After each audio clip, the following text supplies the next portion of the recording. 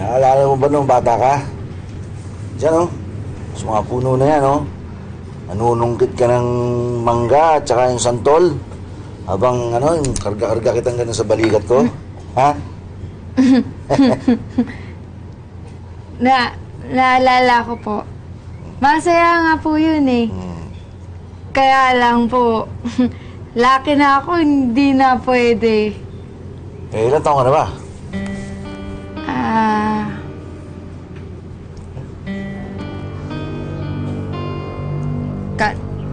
Ganto po? Ganto, tapos dami pa.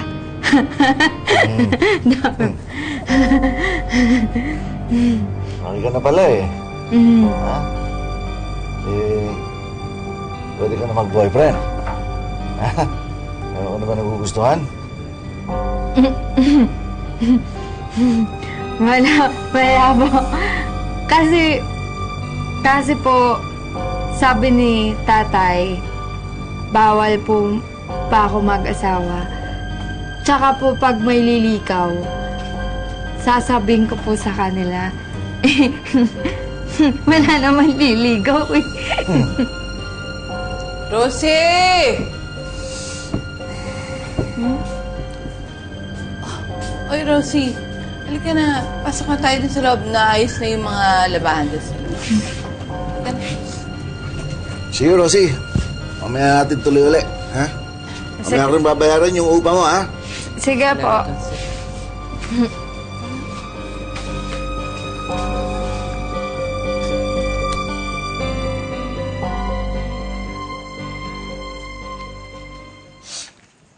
Rina! Rina! Tiga mo! Oy! Ay, ang dami kong pera! Saan ka ba nang galing, Rosie? At maghapon kang wala. Ano galing yan? Kilala Melda. Kasi, naglaba ako ulit. Ay, bakit mo ba hinahayaan si ate na maglaba doon? Eh, ang kuri-kuripot naman mga yun. Hayaan mo na yung kapatid mo. Eh, natutuwa naman siya sa ginagawa niya. Tsaka yung mga tao doon gusto na makatulong. Tumulong? O mang-abuso? Tapos, dyan sa labas, grabe magyabang. Porket nasa ibang bansa lang yung anak. Ano pang problema mo doon, ha? At palagi kang nakikialam pagdating sa bagay na yan. Naiinggit ka ba? Tandaan mo, ha, yung mga taong yung pinatira tayo dito ng libre. Magkaroon ka naman ng konting utang na loob.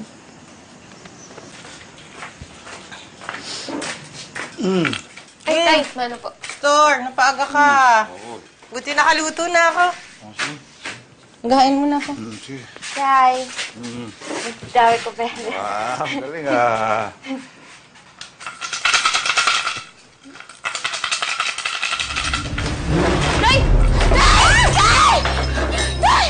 Na-stroke si Nestor at nahirapan na ito sa pagkilos. Hindi na din ito nakabalik sa kanyang trabaho bilang construction worker. Dahil dito, nahirapan na sina Sonia sa pagpapasok ng pera sa pamilya. Maagang nagkapamilya ang panganay nilang si Ana na sa Maynila na naninirahan. Tanging si Sonia na din lang ang kumayod para sa pamilya habang nagpapagaling si Nestor. Kaya madalas, si Rigor ang nalalapitan ng mga ito sa panahon ng kagipitan. Ay, Kuya Rigor! Naku, ba't niyo pa inabalang dalhin to dito? Ay, papunta na ho ako sa inyo para kunin to. Ayos lang. Eh, dito na rin naman ang daan ko eh. Dinala ko na. Kaya naman ho sa inyo, pero pangako bukas babalik ko din to. Kahit saka mo na isole. Kahit hindi mo na isole, di mo papansin ni Melda yan eh. Wala naman siya rito. Nasa Maynila na kay Ronnie. Kasama yung mga apo ko. Di ba dumating si Matek galing Singapore eh. Ay, ba't hindi po kayo sumama? Oh, di na. Ipapahinga ko na lang. Pagod na ako sa kabiyahe. Ay, sa bagay po. Rosie, ito. Para sa'yo ito. Sarap yan.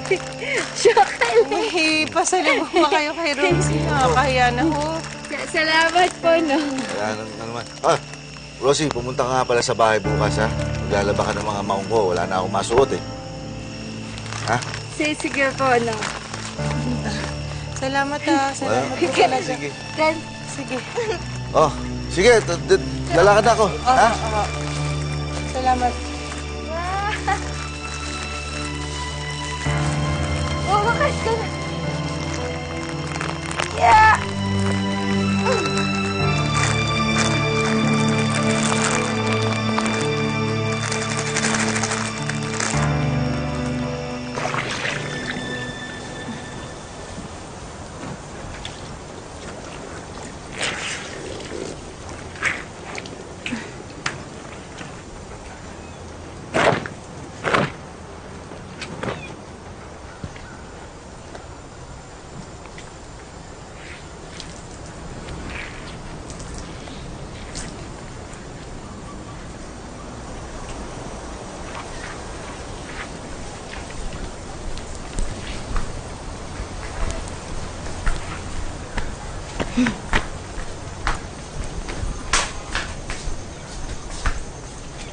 Rosie, ito ang pera mo.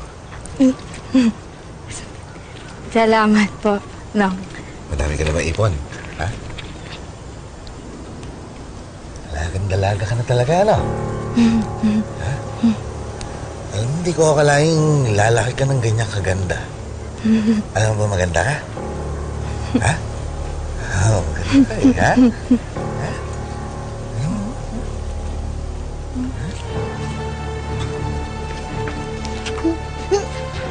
No!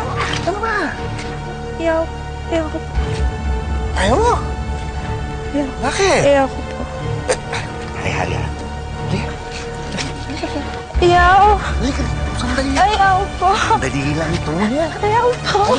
Ayaw po! Ito tayo. Ayaw po! Ayaw po! Ayaw po! Ayaw po! Rosie! Matapos ang insidente, nagkaroon na ng takot si Rosie kay Rigor na hindi naman napansin ng kanyang pamilya. Hindi rin nabanggit ni Rosie ang nangyaring insidente sa mga magulang niya o kay Rina. Ang hindi alam ni Rosie ay hindi pa doon natatapos ang masamang intensyon sa kanya ni Rigor.